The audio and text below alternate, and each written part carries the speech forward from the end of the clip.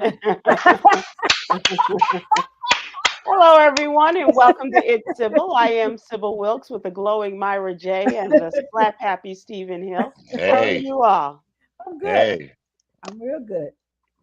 Myra, you're at home in Atlanta. Stephen Hill, where are you? I'm stateside. I'm back in New York City for a while. My wife got tired of me, and so I had to stay here for a minute. I got Okay. put on time. I got put on timeout. Oh Oh, my New God, York, New I York got put on state of timeout. mind. Put on timeout. I'm that's going a back. hell of a I'm going back. timeout. I'm going back on Saturday, but I got put on timeout. Does she know? y'all, y'all, y'all think I'm kidding? Just the truth. Oh my. Okay. Well, but it's all good, right? Oh, absolutely. No, 100% absolutely. Yes. I'm headed back on Friday. And we're going to the Great Wall on Sunday. I think we're going to Great Wall of China on Sunday. So I'm very excited about it. Okay. Nice. But I was causing too much stress. For Because her, I was Joe Jackson in it in some I ways can while I was see there. that. I can see Yeah. that. I Yeah. was gonna say you, Yeah, no, Stephen Hill. no, that's what I'm saying. Like she knows that my heart's in the right place, but she needed Right. her head differently, and so I was like, all right, I'm going home for a minute. Oh, It's like, trust me. hello, Right, right. is that I you said that. calling United States? Oh, you want Stephen to come home? Okay, it's for you. I I said, look, hey, I'm going to go home. Like literally, it was like 2 seconds after she said, go home, Stephen. So the timing was perfect. Timing was yeah, awesome. yeah. I've been at that point. I still get very nervous before every show, and I just do so much better. My significant other, friends, everybody. I don't want to see anybody before a show. I don't want to talk to you. When my mother came to my first show, I said, I love my mother dearly. I'll see her when I get off stage. hmm Yeah. Period. Nobody. And this is a situation where the whole country is watching. Oh yeah. Oh yeah. Yeah. Yeah, yeah, Yeah. yeah. So Yes. Yeah. Yeah. I totally get it. Like, wait till I get off stage. Period. Yeah, Yeah. Oh, oh, yeah. Absolutely. So yeah. yeah. No sex till you get off the stage. Is that your stance? That's nope. Depends on what the stage is. I was about to say, well, I didn't say that. I just said, let me finish my show. Oh, okay. All righty then. Mm, Let Okay. me All finish right. better turn them cameras around. If you know what's Hey, good for hey, you. hey, yes, indeed. But I look forward to getting back to my wife, and she looks forward to me So having. how long have you been kicked out of China? So the truth of the matter is, I came back for an event, and then we had a conversation. It was like, yeah, it'd probably best if we just I stayed here for a moment while she caught her breath. Mm, I won't go into details, but she had to catch her breath on something mhm, around the show, mhm.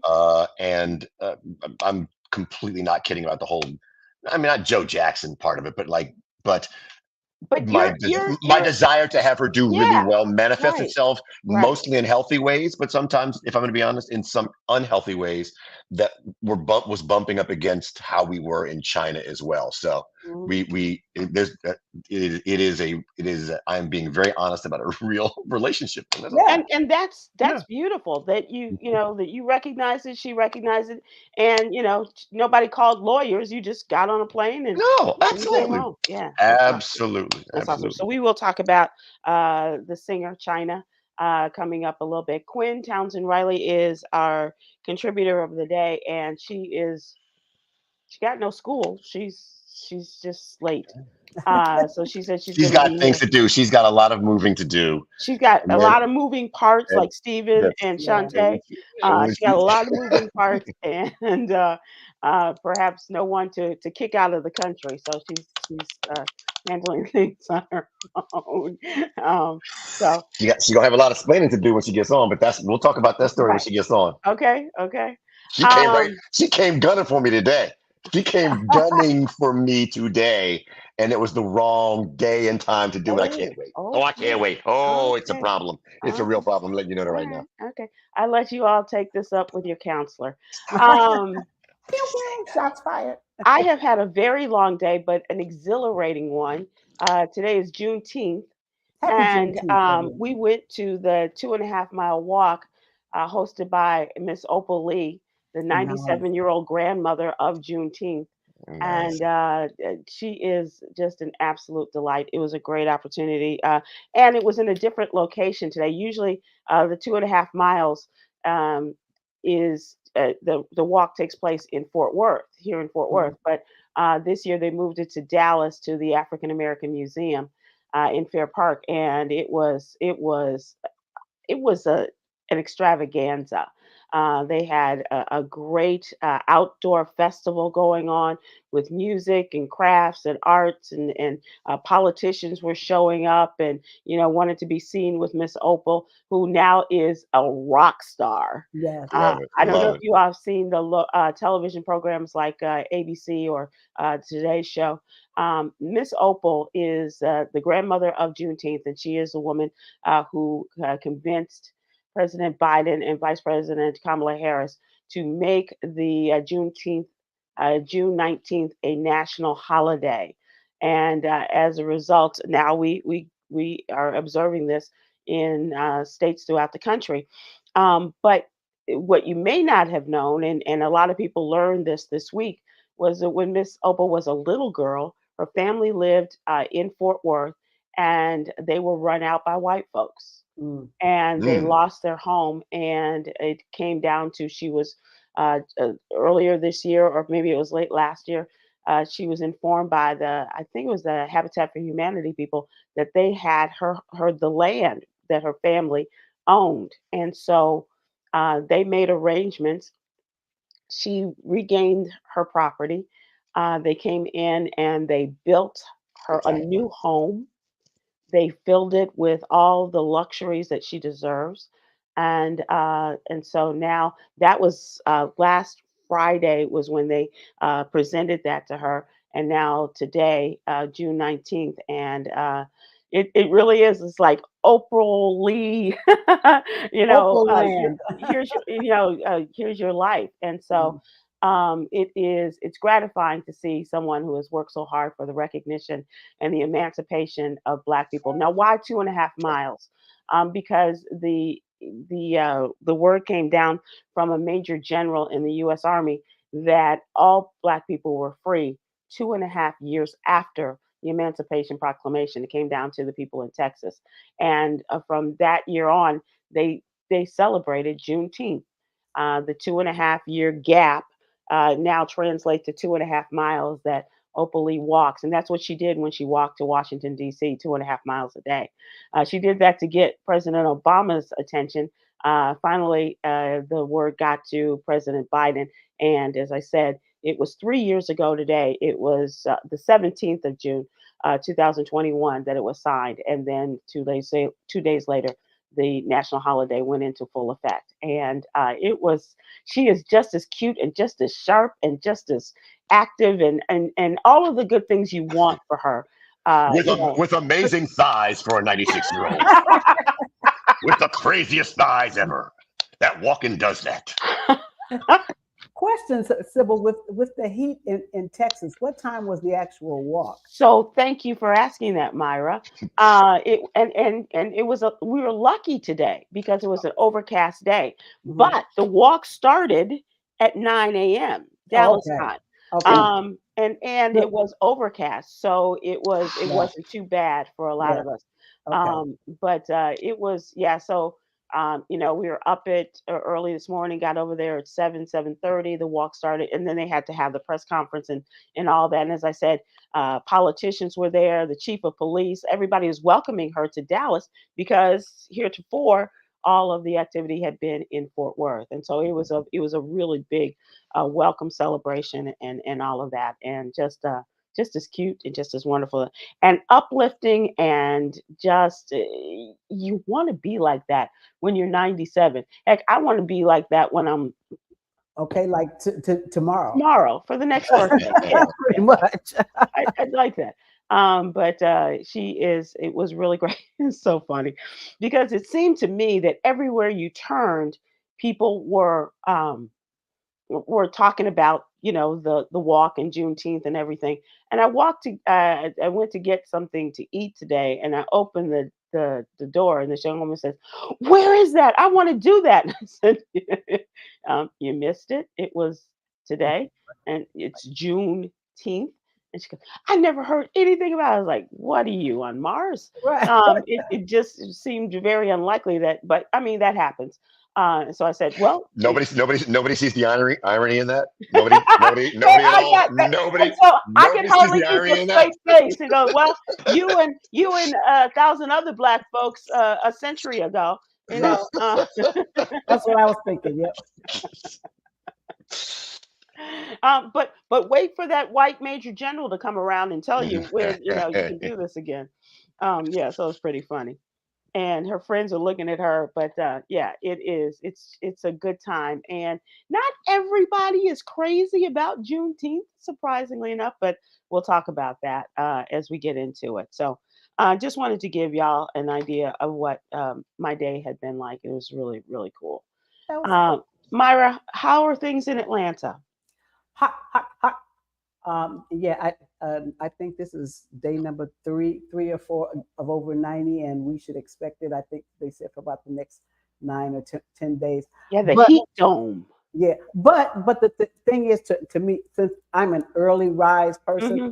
I get up and I walk like 7:30 or so. So I'm done. I'm back in the house by 9 o'clock. You could have come with us to Miss Opal's walk. That's why I was just wondering when you said you walk, because God bless the slaves. I don't know how they did it, because I'm like, look,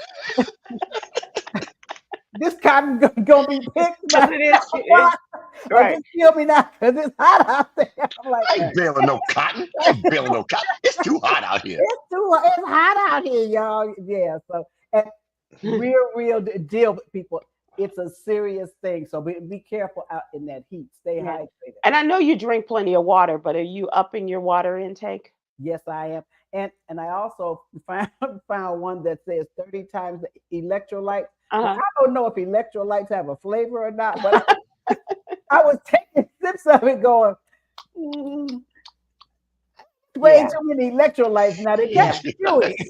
It tastes like pond water to you? Yeah. No, it was actually very, very sweet. I don't know. I Oh, don't. it's sweet. Okay. Yeah, but it was too sweet. I was taking little tiny sips. Yeah, Wow. but I was just trying to make sure that I was really, really hydrated. And Stephen Hill, are you a part of the heat dome too? Yeah. No. New York is very hot.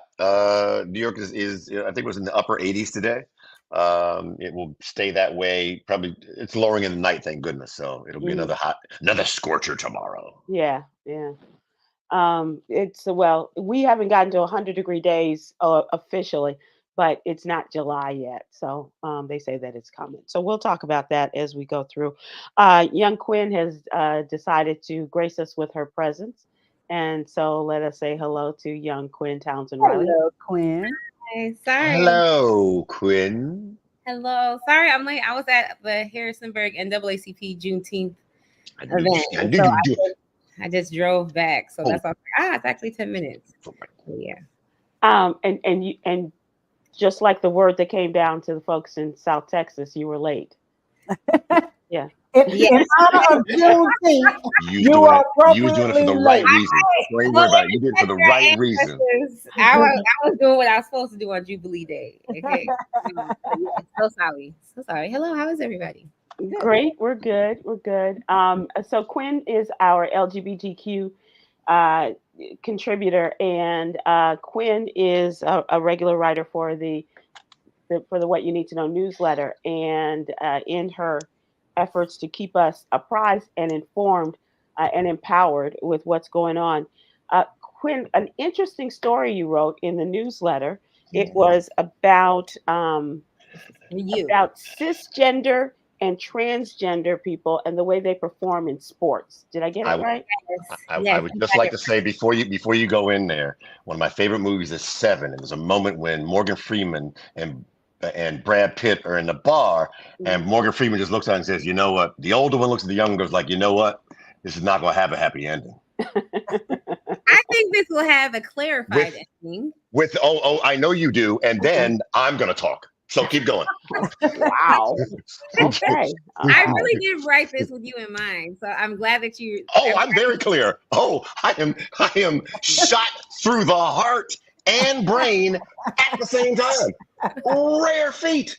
And now that Keep we're going. already behind bad. schedule, will you share the Right, story okay. with us, Kwyn? Yes. So there is a research financed by the Olympic Committee, introduced new data to the unsettled and contentious debate about transgender athletes. This was a laboratory-based, peer-reviewed, and IOC-funded study at the University of Brighton, published this month in the British Journal of Sports Medicine, that tested 19 cisgendered. And cisgender means those whose gender identity matches the sex they were assigned at birth. So they tested 19 cisgendered men and 12 trans men. That means people who transitioned to identifying as a man, along with 23 trans women and 21 cisgendered women. So according to the New York Times, all of these participants, the 19 cisgendered men, the 12 trans men, the 23 trans women, and the 21 cisgender women, all of these participants played competitive sports or underwent physical training at least 3 times a week. All of the trans female athletes had undergone at least a year of treatment, suppressing their testosterone levels and taking estrogen supplementation. The study found that transgender female athletes scored lower than cisgendered women and cisgendered men on tests. The study found that transgender female athletes showed greater hand grip strength, but lower jumping ability, lung function, and relative cardiovascular fitness compared with women whose gender was assigned female at birth. So they had like the G.I. Joe Kung Fu grip. You said their gripping ability was stronger, but everything else was a little bit lower. Lower. Yes. Yes. So she doesn't know also G.I. the Joe with meaning, the Kung Fu grip. I had to think about it first. I was like, yes. So basically the study concluded, which is what we always seem to go back and forth on, is that trans women are not biological men. That was the number one conclusion that this study was able to conclude, was able to draw, is that trans women are not biological men. And this type of research fact completely debunks and destroys and just clarifies about this whole ban on transgender athletes that a lot of folks really use, that if we let trans women compete against cisgender women, if we let trans women compete against even cisgender men, that there is some type of supernatural advantage that they have.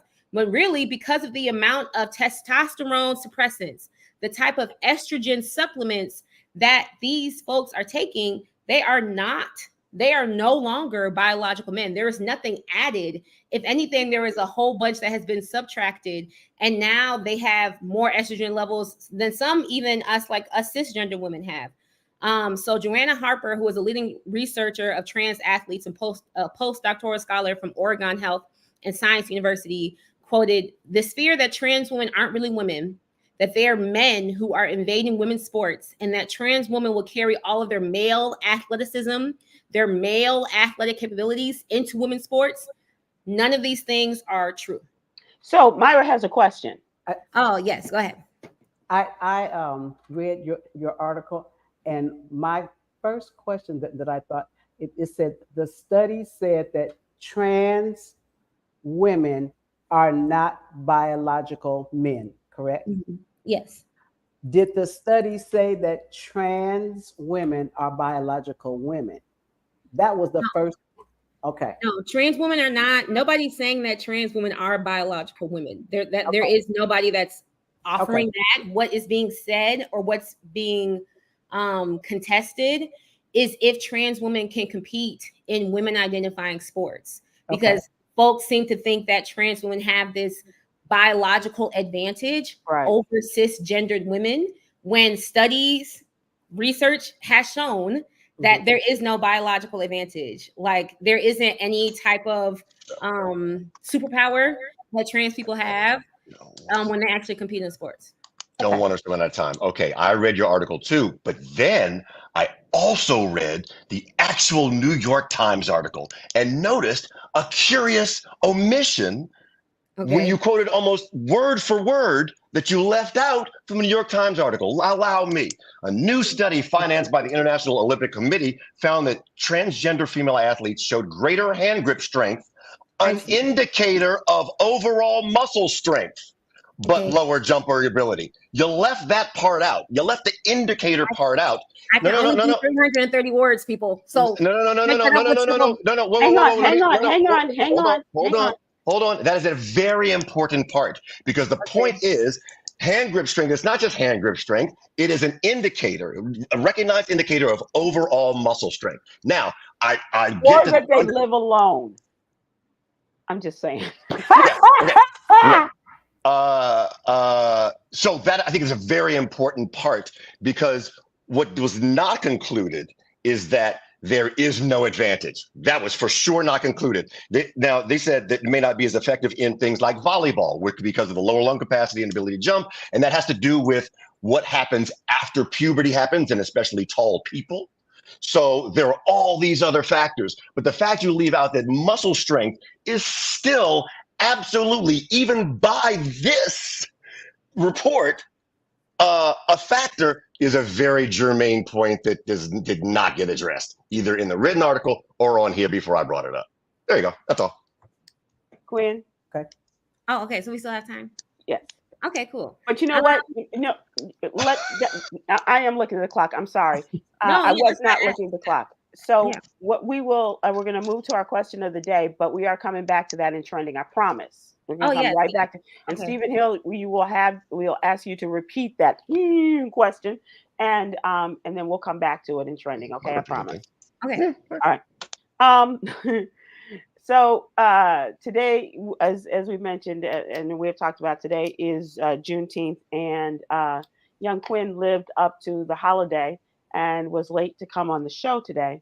No shade, just an observation. It was very good reason. You got to be out there for Juneteenth. I get that. You were out there for your Juneteenth, Sybil. Who was representing? Hers was a little later than yours. That's all. Yeah. Okay. Are you accustomed to being, Myra? I know you're a very timely person. Stephen Hill, you work in a timely manner, and Kwyn, you have a very structured life. I don't have the structure that I used to have.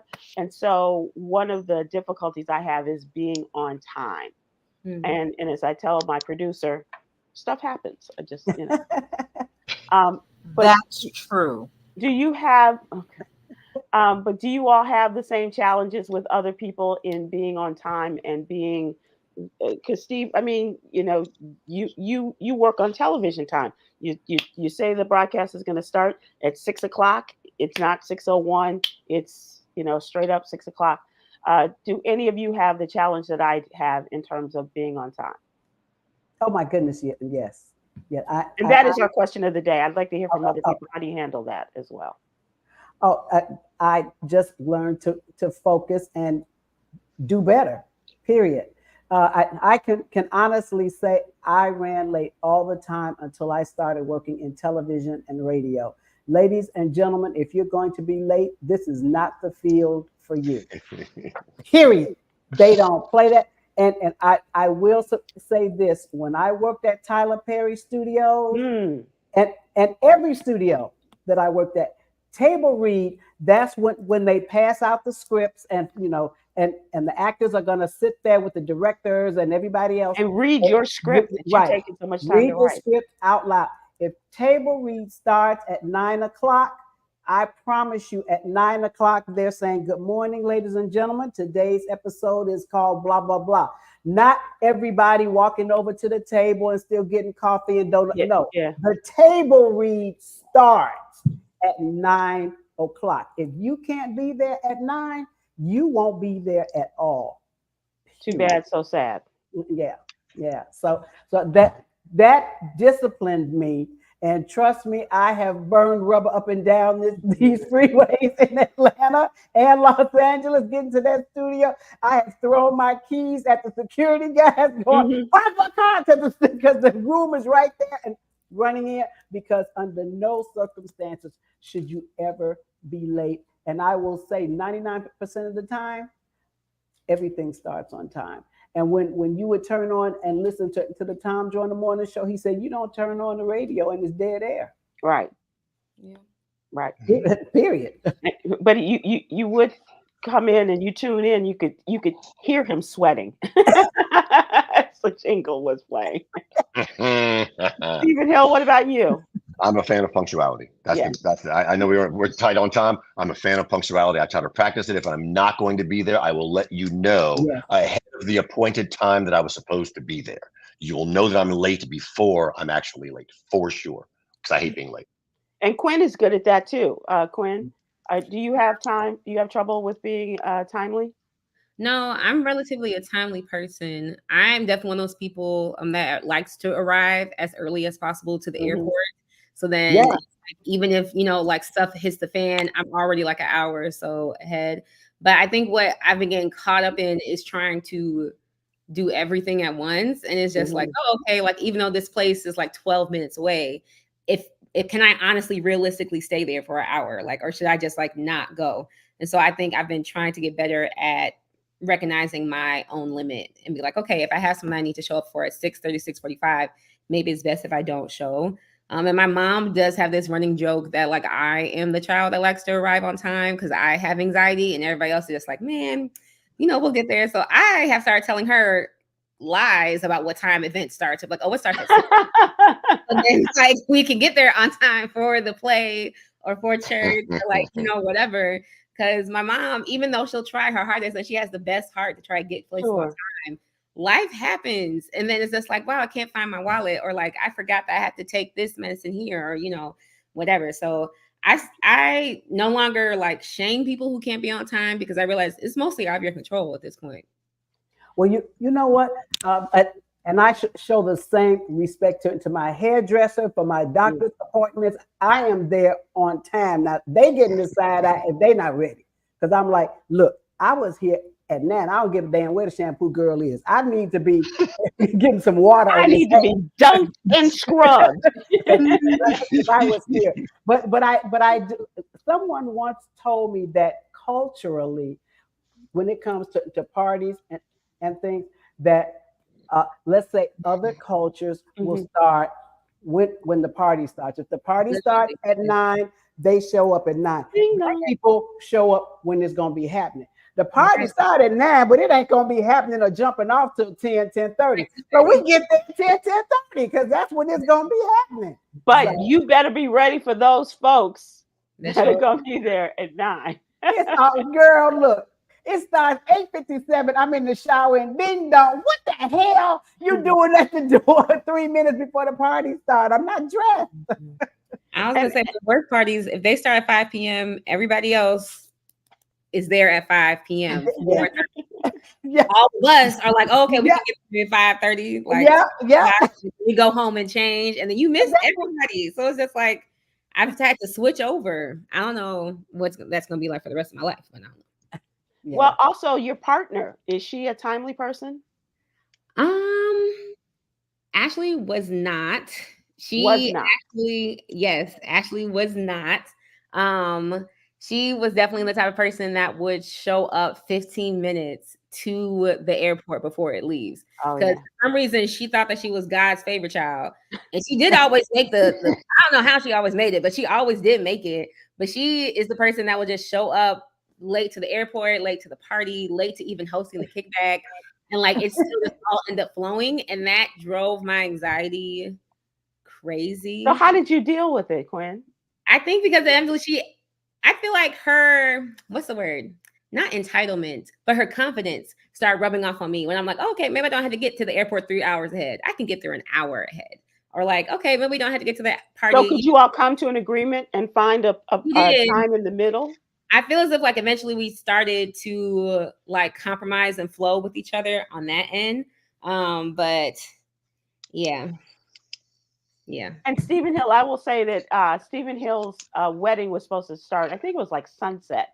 and he does not wear a watch, but he was doing like this as we were waiting for No, we things. started on time. We started on time. Oh, and we started absolutely 100%. The audio, because the audio started at a time where I knew Right. the audio was Yeah. going to stop, and so we walked right up. But we did notice him doing like this, Mhm. and it was Time is ticking. Look, I, I have had a Nigerian in my family, and when they got married, and he was like, "And Auntie, I want you to be there." It was supposed to the wedding starts at 7. I'm peeling into the parking lot at like 6:45, and it was one car sitting there, and this other lady was like, "Well, is this where the wedding is taking place?" I'm panicked. I'm calling him on the phone. I got the wrong.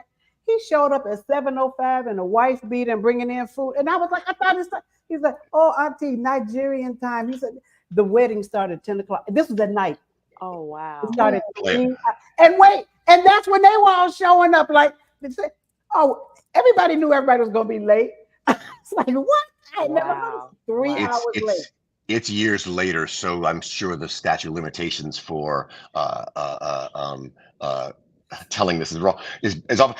My ex fiance's mother passed, and she was my ex fiance at the time, and we had 10 years. But I wanted to show up and show support because her mother had been kind. I show up at the appointed time of 10 a.m. and I am literally the only person there. For the Like service? literally, I am the only person. The ex-fiance is not there. Nobody in the family there. No friend shows up Wow. until 10. Like it was after 10:30. I remember it was like I was like, oh my god, and it was scheduled to start at 10. Mhm. I don't know. I don't know if it's I don't want to say it's an African thing, but you said Nigerian. She was Ethiopian. It seems to be from one continent so far. Yeah. Well, one of my It seems dad's to be sisters continental. must have been from the continent because my father used to make a joke that she was always late. She was going to be late for her own funeral. Well, my dad had passed, 2 other sisters had passed, and when it came time for her funeral, and I did, one of the acknowledgments, and I said, "Well, Daddy, she's here." But there's some others who are missing. But you just it's difficult. But I mean, you do make the effort. I'm not one of those that I don't like to get somewhere super early, Kwyn. Yeah. But I do recognize, like with airlines, and especially now going through security and all that stuff that it involves, it does take a minute, and sometimes. But even this morning, driving to Dallas from here, and we were supposed to be there at 7:30, and one of us who was driving was on time to begin the trip, and the other just got lost in her own house somehow. And then when I was driving, she's like, "Why are you so anxious?" And I'm thinking, really? Really? Because you're the one who is very timely and wants to get there. And traffic is I just shut my mouth and just kept driving. It's just a fun. So But we were not late. because I was driving like a bad apple. The voice of God has spoken again. But we were not late. I saw nobody's lips move right there. What? Lord. Oh. But I find the older I get, I give myself much more grace and time in traffic because I am no longer a speed demon. And I can see somebody coming up behind me going, I bet they under 35. I'm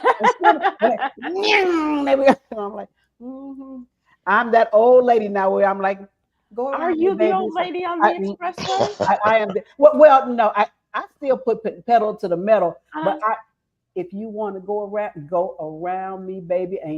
My feelings are not hurt. Period. Well, my feelings. I'm not in a rush. Right, yeah. But traffic is so bad everywhere. I mean, Dallas is like LA, which is like Chicago, and which is like Atlanta. Yeah. Yeah. So as we wrap this up, thank you for indulging me in this question. Kwyn, we were supposed to have a guest of yours, a young woman who is a poet, and she is one of the top ranking poets in the country, right? Yeah, she's ranked the 4th woman of the world. I don't know what happened. I honestly thought she was That's coming. okay. We'll make that we'll make that happen again. Okay. And it doesn't have to be during Pride Month because we're, you know, but Was anybody like me to read from my poetry book or no? No, not at all. Thank you. You sure? Should I put it? I should Yeah, have put it down. yeah. there Okay. once was a sailor from Nantucket. You sure? Okay. No, my poetry. Sailor from Nantucket. Okay, all right. Is All that right. really a poetry book? Yeah, I stays It ready. rhymes. I We'll just stays put it ready. Funny. That's funny. It has a rhyme. Mm-hmm. And also people that are watching, another part to that question is there's something that you feel like you missed out on by being late. So if you want to join us in that conversation as well as we continue the show, let's move to trending topics. And Kwyn, as I promised, we're going to get back to your discussion with Stephen Hill about the cisgender and Just the two of us transgender here, right? athletes. It should become just the two of us. Okay, all right. You Well, know, no. I mean, but you guys were. This was your discussion at the It's our time. We jam. had to move. It's our jam. I will say for everybody, like this, the test results, the test study is all accessible, not only in the New York Times, but in the British Sports Journal. So I do want to encourage folks to go ahead and read it and come to your own conclusions and all the things too. Okay. I changed my mind, by the way. I mean, I don't know if you want to start. No, Kwyn, it was your turn. I'm sorry. I'm sorry. It's your turn. It's your turn. I'll wait. No, go ahead, man. Talk over me as a woman. No. And I realize that, and I apologize, and it's you. Continue. Go ahead, Steve. So one thing I thought was important in the article is that none of the people who were tested were national or international, like professional athletes, right? They weren't, and I think the difference between 90% and 100%, that 10% of being a professional athlete and them just doing it is really important. And what it made, reading this and thinking about it made me think like, oh, like I've always loved when I saw, and I hope you take this the way I mean it, whenever I saw girls playing football, peewee football, and competing and being out there, it's just a matter of being who you are and if you love football playing, right? So because it's a certain level, no matter what you do, there's no real advantage. You're all kind of built the same until things start going differently. So I think I'm softening on the view of like when it's really not competitive. I've still got my Leah Thomas issue of being 428 in men and then all of a sudden being number 1 in women. I got that issue that has to do with the hand grip strength, which is an indicator of muscle strength. But I saw some people talk about on the comments about, well, can't there be, and we've talked about this before, opportunities for kind of trans categories as well. So that can be the case. So that was my question too, if I can jump in here, because I thought about this, and this is my favorite time every 4 years, quadrennially, that with the Olympics. And so my thought was, did we lose Kwyn? My thought was, have there been any transgender athletes who have tried to go through the Olympic trials to be in the Olympics? Do you know of any? You mean since East Germany in the 60s? Yeah. Start using language or such Dr. as Christine Jorgensen. Yeah. I feel like we have to start using language such as out transgender, because the thing that we're talking about has existed before even language was labeled for it. Like transgender, gay, queer, all of these things existed before people really had to pontificate on the name for all of these different type of experiences. And I 100% believe that there are trans people who have been competing in sports that nobody even knew that they were trans. And that's something we probably will never know.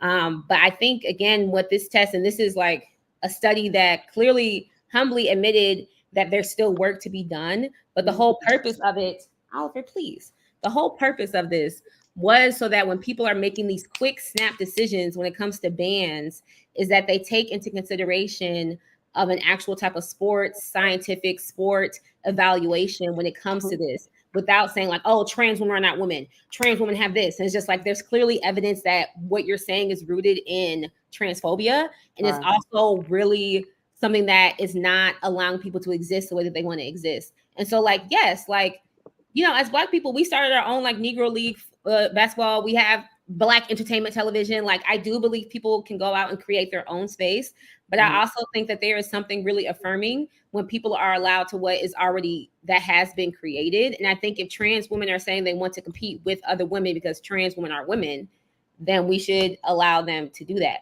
But again, I'm not a sports fan. Don't even ask me about football, soccer. I don't know about none of that. I just know that I stand with trans people. So that's it. So No. You look like you were frozen. Sorry. I wasn't. No. Because what another thing I took away from this was I focused on not the hamstring, but the lung capacity and the jumping, and then where it was tied later in the New York Times article to volleyball, and I'm like, in swimming to me, and I could be wrong. In swimming to me, it feels like the muscle strength was a great advantage. Right. In volleyball, muscle strength is not that much of not that big of a separator. It's jumping and lung capacity, and so perhaps as individual sports are doing, it'll be a continuation of individual sports deciding how when there's an advantage, when there's a disadvantage, et cetera, going forward. So I hope it moves towards that. I too don't want an absolute ban, especially after reading this up today. That I'm in, not because, just because, would love for people to participate as they'd like to with a level field. Cool. I know we'll revisit this subject again. Never. Kwyn's never bring it up again. Yes, you will. I was say literally people talk like next week. I do have some housekeeping next on Thursday, tomorrow. We will have a show which is a repeat of our show that we did not too long ago with the great comedian Roy Wood Jr. We did it on strokes in a partnership with our friends at American Heart Association. And Roy was so great in talking about and being very open about his family situation regarding strokes. And also, I just thought he was so wonderful last week when I saw him at the White House for the Juneteenth celebration, and just wanted to share his he's so bright, he's so funny. And he was so good in that, and he's good on our show. So we're repeating that tomorrow, and look forward to another show next week on CPR and hands only CPR. And it is something we all need to be aware of and how important it is. Stephen Hill, what's the latest? You are stateside, and you promised to give us more information. No, I didn't. You said I was going to. I ain't promised nothing. That's why he's in the United States. Well, let me ask you this. What's the latest with the Singer 2024? The Singer 2024, a lovely singing show in China every Friday night for them, every Friday morning for us. At 7:00 Central, 8:00 Eastern, on Mango TV. If you want to get the app, it is week number 7. She is among the top 3 of every single week.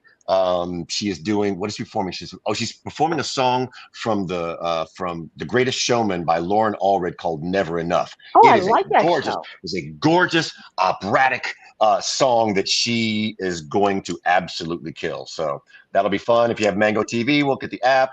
If not, I'll be sending out YouTubes and showing videos of it, as I always do every week. My wife is awesome. I've been missing out on those YouTube videos that have been sent. Okay. Myra, are you going out on the road anytime soon? Well, it's less than 30 days. And I just realized I'll be in St. Kitts. Looking forward to it. Good for you. Mm-hmm. I've never been to St. Kitts, I don't think. You've never been to the Kitts? I don't think I've been to the Kitts. What about Nevis next door? Nevis? Never Nevis? No, I've never been close enough to mispronounce that either. Sweet 16 and never been St. Kitts. I've never been Kitts. Okay. And I've never been close enough to having enough money to go to Nevis. So there's that. Well, I've never been to Nevis. Been invited, missed out on that invitation. Talk about being late. Yeah. Missed that one. So check this out. American Airlines CEO has been in hot water because of the way Black folks have been treated on their airplanes. He has vowed today to rebuild trust after the removal of Black passengers because, as one member of the CEO's employee said, they had a strange smell. Um, they have taken action after three Black passengers alleged racial discrimination during a flight. The CEO's name is Robert Easom. Wrote in a letter sent to airline employees. He also detailed steps American Airlines would take to address discrimination after speaking with civil rights groups. In the letter obtained, Mr. Easom wrote that leadership wanted to address an unacceptable incident at which several Black passengers were removed from a flight over a complaint about offensive body odor. I am incredibly disappointed by what happened on that flight and the breakdown of our procedures. We fell short of our commitments and failed our customers in this incident. American Airlines has taken action after three Black men alleged racial discrimination during the flight. And but it's not just this. I mean, there are other instances where women have been kicked off the flight because they weren't dressed according to what the flight attendants thought was presentable attire. There have been people who, Black women who've been told they have an attitude, and the flight attendants weren't going to put up with it. Um, there's always an incident. Whether it's personal body odor, offensive body odor, whether it's attitude, whether it's their dress, there's always something, and they will look for it. They will look for it. It's unfortunate in this day and age that he has to consult with groups like the NAACP and others about how to treat Black folks in 2024. Yeah. Remember a few years ago that there was a story, that there was a complaint actually about women of color coming through Miami. Yeah. Sybil, do you remember we were coming from one of our island trips, and Sybil and I are standing in the line getting ready to go through immigration or customs, whatever it is. And I'm telling Sybil, I said, and every time I come through here, I always get pulled over. Right. And as I walk up to the counter, the woman at the counter steps back, and there was another plainclothes woman standing up against the wall, and she stepped forward and she said, "You come with me." Because I remember you burst out laughing. I was like, I'll be damned. Every freaking time they took all my luggage out, the clothes out. They brought a dog. Okay, bring the dog, sniff, sniff, sniff. And the woman said, "Bring a second dog." And that's when I got pissed. I was like, right. Does this dog have a cold? What is the problem? Bring a second dog. They did. She said, "Bring a second dog." Yes, brought a second dog. And she was almost like upset because they didn't find anything. And I ended up meeting an agent, a Black customs agent out of Miami. And I mentioned it to her. And she said, "I'm going to be honest with you." She said, "Because they look at you between the hair, the funny hat, and they don't know what you are. And because you travel so frequently that they think you might have a little side job going on. And that's why you get stopped." Wow. But yeah, I hated going international through Miami because I always got pulled over. Yep. And that's why I didn't have nothing. In 2017, the NAACP issued a travel advisory urging members not to fly on the airline. The advisory was lifted 8 months later after the company agreed to numerous stipulations, including the formation of an advisory council. The NAACP president, Derek Johnson, said in a public statement after the recent lawsuit was filed, and they disbanded the panel last year, but racial incidents continued. Well, it's just really frustrating. Steve, have you ever had anything like this? Only flying Delta out of Atlanta. Literally. Those agents at Delta in Atlanta are a different breed than anybody else I've ever run into in the aviation history. I can't even defend it. You can't. If you've ever flown out of Atlanta,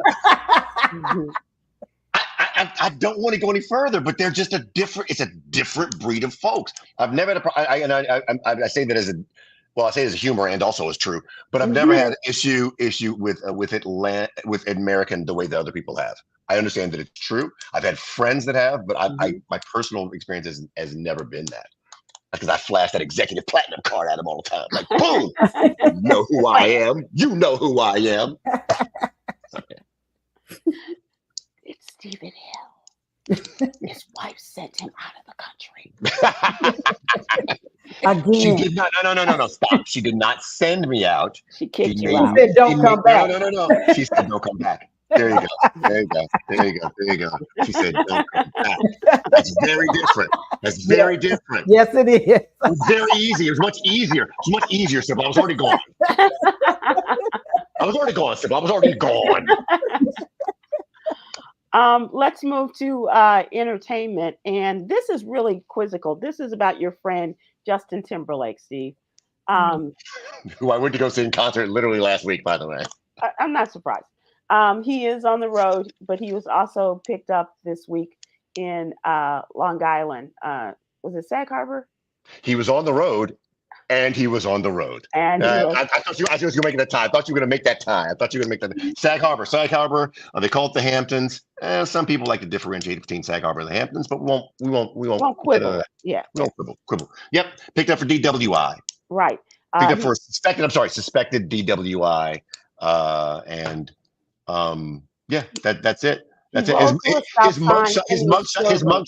Right, his mugshot looks like it's a album cover, though. Let's be clear. Like it does look. It looks album covery. Or a quarterly, maybe. But a lot of people are coming to his defense, and Gayle King is sticking up for him, saying that he's a responsible, upstanding dude who just made a one-off bad decision when he allegedly chose to drink and drive. She gave her take on her morning show today after a segment about his arrest, saying he's a great guy who isn't usually a reckless person, and calling his alleged slip-up a stupid mistake. She says that there's no excuse for driving drunk in general. She says she's sure Justin knows he messed up, and she used words like allegedly in sharing her thoughts. But he was arrested for DWI early Tuesday morning in Sag Harbor. Cops claim, but when I was talking to the guys yesterday, the cop was so young he didn't know who Justin Timberlake was. Oh, that's funny. I did a TikTok about it. It was really funny. Yeah, that I will admit that's cute. I'll be interested to see how this goes because people who are in the know are told never to blow, right? You're not supposed to.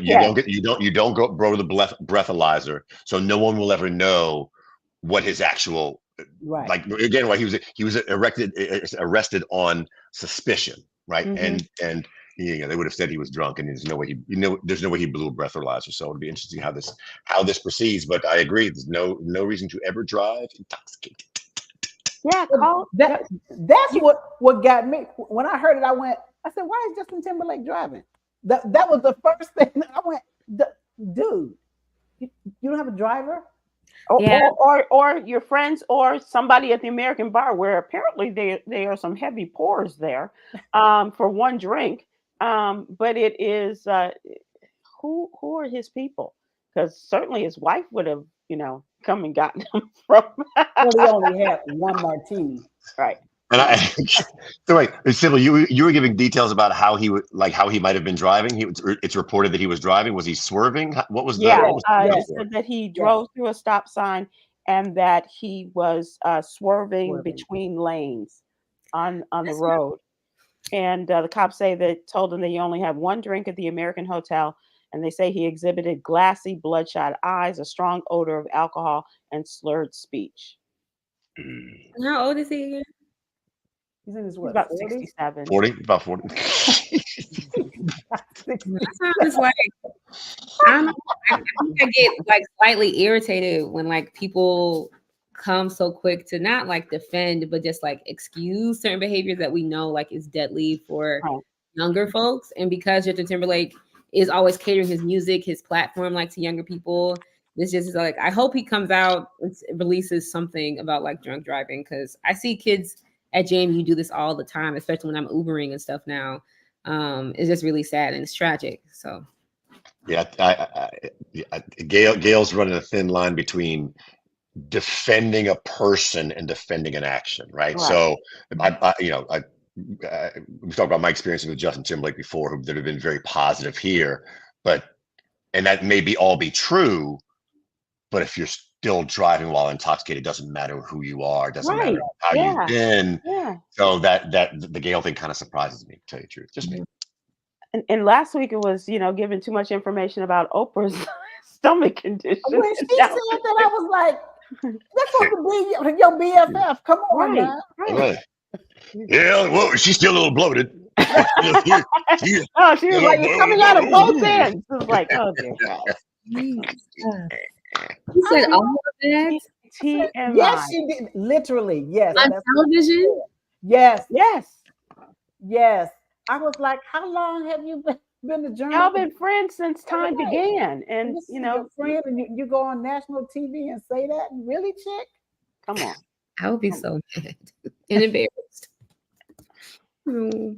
High quality question from Gwen Turner from YouTube. Has Myra been to any of the Maze concerts? If you don't mind me, I'm kind of curious myself. I'm curious. Myra. No, I have not seen quote unquote Frankie Beverly in probably a year, and I have not seen the band to TMF, which is the Music Forever, which was his original band. I have not seen them, although I have heard that they are very good, and I would like to go and see them. And it's my understanding that they're doing the Frankie Beverly tribute, I guess his final appearance as Frankie Beverly, the musician, at the Essence Festival. Right. Damon has been hosting some of those, Myra, and he has been very complimentary for a lot of people. I hope that you'll get to see him, Myra. Yeah. I'm a big Maze head. We should go to a concert together one day. I would love that, Quinn. I'm a lot of fun at a concert. Yeah, but you guys are really fun. Myra's fun factor is very high, especially when she's hanging out with Justin Timberlake. So who's the one artist we could go see that all of us would like? I was thinking Shantae Moore. Shantae Moore would be a great one. Not really feeling that right now. I'm not really feeling that one right now. Bruno Mars. I would see Bruno Mars. But I think that Quinn, you would enjoy, just everybody. Yolanda says Maxwell. How about that? Ooh, I have Maxwell tickets when he's coming to Atlanta later this year. I already got my ticket. I would see him for sure, 100%. He gives a great show every time. Stephen Hill, let's make it happen. There's a whole bunch of people we can see that. All right, there it is. Love that. I just saw with this past week, Gregory Porter with Najee. Hat or no hat? He has a skin condition. So yes, it's always a hat. Yeah. It's always a hat. So, but ear flaps, it's too warm for that. No. He really has a skin condition. It's a thing. It's a thing. Yeah. It's a thing. It is not fashion. I know, but I'm just thinking about the heat. Moving on. Yeah.